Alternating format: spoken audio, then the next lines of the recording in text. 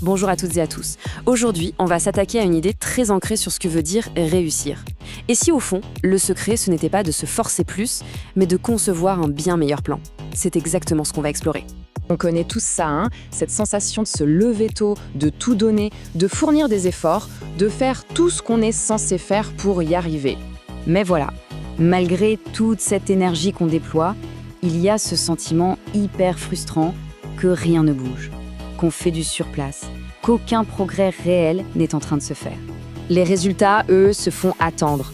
On a l'impression d'être coincé dans un cycle d'efforts sans récompense. On est juste bloqué. Alors attention, voilà une pensée un peu à contre-courant. Et si le vrai problème, ce n'était pas le manque de discipline? Et si au contraire, c'était la discipline elle-même, ou du moins la façon dont on la perçoit, qui était la cause de cette stagnation?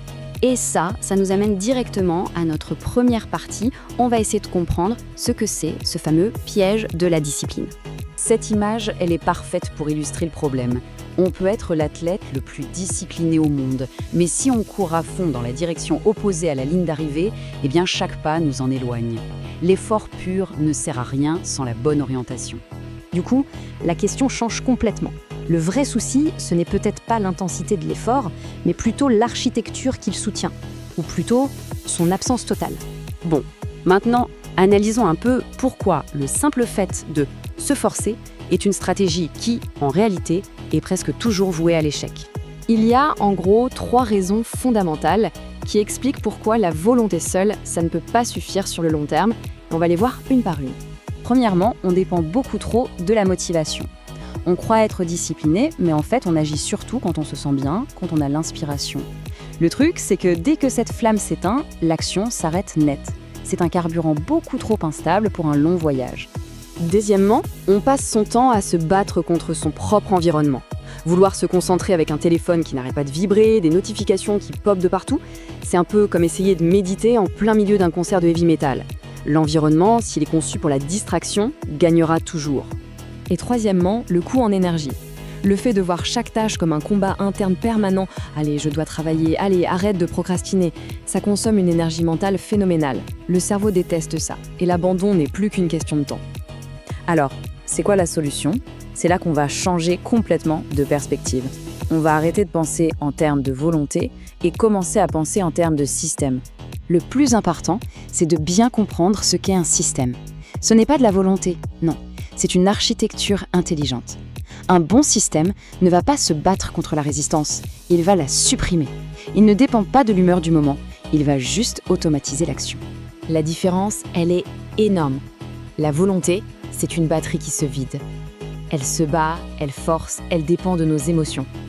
Un système, au contraire, c'est une structure qui devient plus forte avec le temps. Il rend les bonnes actions plus faciles et les mauvaises plus difficiles. C'est un changement total de vision. D'accord, la théorie, c'est bien beau, mais concrètement, comment on fait pour construire un système pareil? Passons à la pratique. Pour construire un système qui marche, tout repose sur 3 grands piliers. Premièrement, rendre l'action facile. Deuxièmement, supprimer les distractions. Et troisièmement, créer des routines. Pour le premier pilier, le but, c'est de réduire au maximum l'effort pour démarrer. Par exemple, si on prépare ses affaires de sport la veille, il y a plus de chances qu'on aille à la salle le lendemain. C'est ça, réduire la friction. L'idée, c'est que le premier pas doit sembler ridiculement simple. Pour le deuxième pilier, il ne s'agit pas de résister à la tentation. Non, il s'agit de la supprimer carrément à la source. C'est de l'ingénierie d'environnement pure et simple. Un espace de travail propre, dédié à une seule tâche, ce n'est pas un luxe, c'est un véritable outil stratégique. Et enfin, le troisième pilier, c'est la puissance de la répétition. Le cerveau adore les automatismes. En faisant la même chose au même moment, jour après jour, on passe en quelque sorte en pilote automatique. On n'a plus besoin de prendre de décisions, ce qui coûte si cher en énergie mentale. Il nous reste un dernier concept qui est absolument essentiel pour que tout ça tienne sur la durée. C'est l'idée de la transformation de 1%.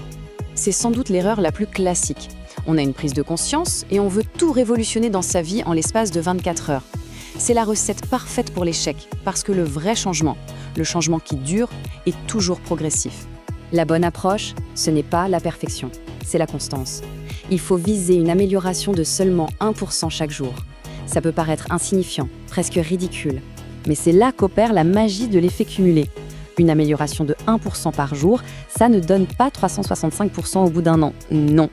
Grâce à la puissance des intérêts composés, sur une année, on arrive à une amélioration de presque 3700%. C'est la force exponentielle des petites habitudes constantes. Alors pour finir, on peut se poser cette question. Et si le problème n'avait jamais été un manque de volonté ou un manque de force? Et si la capacité d'y arriver avait toujours été là, mais qu'elle était simplement piégée dans un mauvais système? Parce que quand on change son système, on change absolument